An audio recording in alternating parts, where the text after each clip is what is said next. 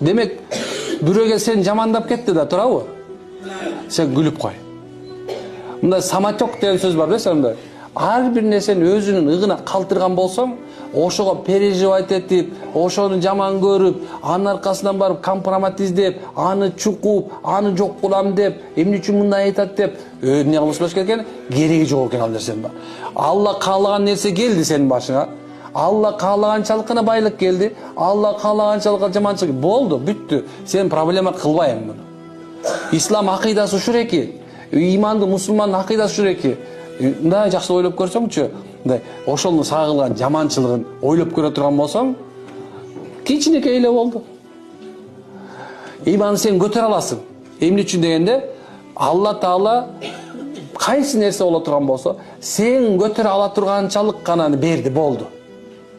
Сен көтөрө аласың ошону. Көтөрө албай калбайсың. Билесиң ал, ошол нерсе сага келмек, ушул нерсе сен разы болуша. Алхамдулилlah. Bir geldi maşına onunla geldi.